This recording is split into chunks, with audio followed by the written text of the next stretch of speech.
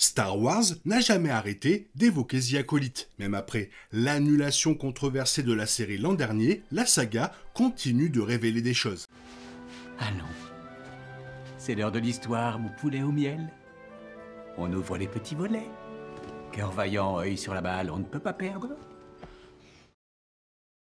C'est agréable de voir des acteurs comme Manny Jacinto obtenir la reconnaissance qu'ils méritent. Même son personnage, l'étranger, bénéficie d'une attention accrue. Avec le jeu Galaxy of Heroes, puis la sortie prochaine du livre de référence The Art of the Acolyte, de nouveaux détails concernant la véritable identité et les intentions de l'étranger sont directement liés à la postlogie Star Wars. À l'approche de la sortie du livre en janvier 2026, des pages circulant sur Internet révèlent de nouvelles informations sur l'évolution du personnage de l'étranger, notamment un détail confirmant sa description dans Galaxy of Heroes. Cette révélation éclaire d'un jour nouveau la trajectoire potentielle de l'étranger et de la série, non seulement pour le personnage de Jacinto en particulier, mais aussi pour l'évolution des Sith.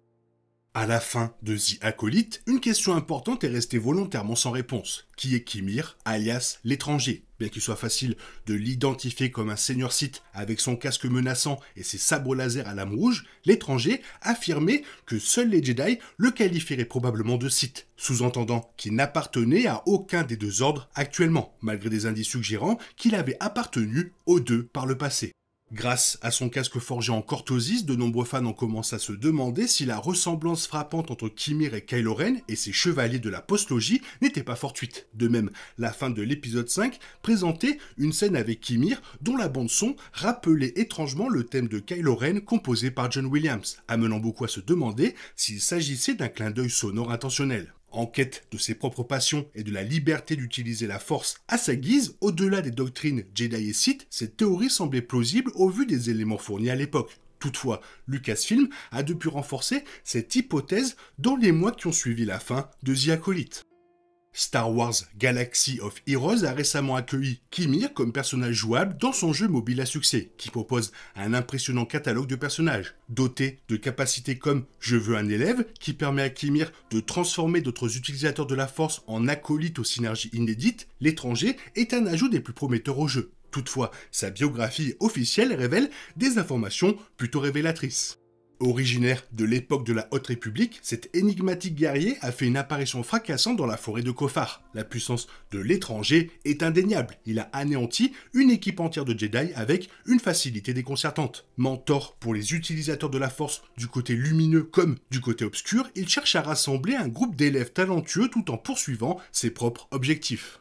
Dans la série, nous avons vu Qimir tenter de faire de Mahé et d'Osha ses nouveaux élèves. Cela explique la mention, dans sa biographie, que l'étranger agit comme un mentor auprès des adeptes du bien et du mal. Cependant, la nouveauté réside dans la dernière phrase, qui évoque la volonté de Qimir de rallier plusieurs élèves à sa cause. Cela laisse entendre que Qimir ne cherche pas à renverser un maître Sith. Au contraire, Qimir poursuit ses propres objectifs et souhaite former plusieurs élèves. L'ouvrage The Art of the Acolyte a été dévoilé en avril dernier lors de la Star Wars Celebration au Japon. Les captures d'écran disponibles, qui concernent principalement le design du personnage de l'étranger, présentent Leslie Headland, la créatrice de la série, évoquant les différentes pistes narratives possibles. Bien que le personnage s'inspire largement d'éléments récurrents de Star Wars, comme les samouraïs qui ont inspiré Dark Vador, son casque le relie également à Kylo Ren et au Chevalier de Ren, comme l'explique Headland dans The Art of the Acolyte. La forme du casque, inspirée de Kylo Ren, semblait préfigurer un lien possible avec les Chevaliers de Ren. Nous avons donc commencé à explorer cette piste. L'une des nombreuses questions soulevées par la série concerne le rôle de l'étranger dans l'ascension des Sith, notamment au vu de l'apparition surprenante de Dark Plagueis dans le final. Selon Headland, cela faisait partie intégrante du projet à long terme pour ce personnage. Cela a été prévu dès sa conception, tout comme l'introduction de Dark Plagueis qui devait finir par prendre Palpatine comme apprenti. Le principal obstacle résidait dans la structure même des Sith, qui ne laissait aucune place à l'étranger dans leur rang. C'est ainsi qu'est née l'idée des Chevaliers de Ren, en respectant la règle des deux, un précepte limitant les Sith à deux à la fois, un maître et un apprenti. Une solution pour la perpétuer serait que l'étranger soit le premier chevalier de Ren, membre d'un culte proche des Sith, dont on sait qu'il finira par survivre.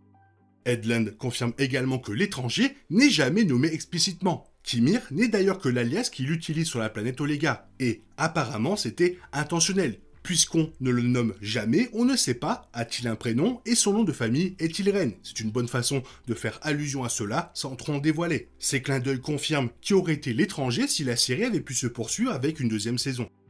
La théorie selon laquelle l'étranger pourrait être un chevalier de Ren était particulièrement répandue lors de la diffusion de l'épisode L'Acolyte. À ce stade de la chronologie Star Wars, le seigneur Sith principal est Dark Plagueis, comme le confirme le final de la série, bien que l'identité de son apprenti reste un mystère. Les fans spéculaient sur la possibilité que l'étranger soit un précurseur de Palpatine, mais l'opinion générale était qu'il était plus probable qu'il soit un précurseur des chevaliers de Ren, notamment grâce à son apparence, qui lui a même valu le surnom de Smilow Ren et aux clins d'œil musicaux au thème de Kylo Ren disséminés par le compositeur Michael Abels et dont l'ouvrage The Art of the Acolyte confirme que c'était intentionnel. Maintenant que l'on connaît ses liens possibles avec les chevaliers de Ren, l'étranger devient un personnage encore plus fascinant. Il confie au maître Sol que les Jedi le traiteraient de Sith, mais cela ressemble fort à une habile manœuvre de diversion du côté obscur. C'est presque comme s'ils se moquaient des Jedi, insinuant qu'ils ignorent tout de ce qui est différent d'eux et qu'ils mettent tous les adeptes du côté obscur dans le même panier.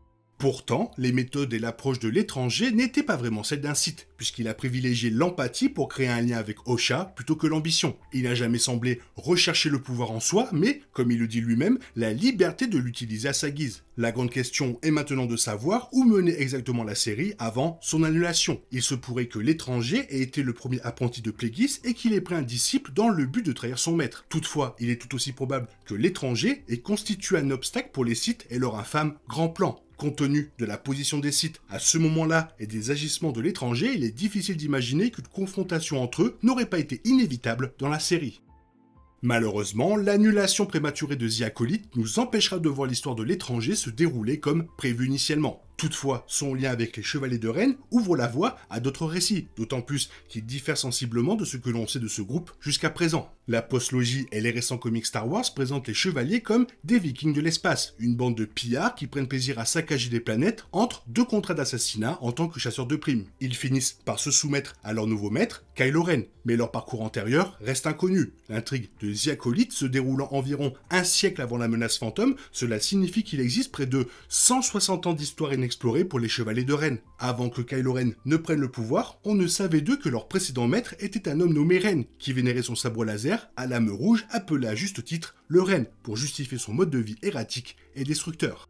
Dans leur idéologie, on retrouve toutefois des points communs entre les Chevaliers de Ren et l'étranger. Dans les comics Star Wars Crimson Reign, ils sont décrits comme défiant les Sith, qui les considèrent comme une nuisance. Ils ne suivent pas explicitement le côté obscur de la Force, mais plutôt l'ombre. Tout cela les distingue des Sith d'une manière qui rappelle la position de l'étranger dans la série, bien que l'ascension de Skywalker les montre confrontant Ben Solo sur Exegol. Il ne semble jamais vouloir accumuler du pouvoir comme les Sith, mais plutôt être libre d'agir à sa guise et de transmettre son savoir. Si tel est le cas, il correspond parfaitement au rôle du premier chevalier de Ren, et il serait formidable de voir cette histoire adaptée d'une manière ou d'une autre.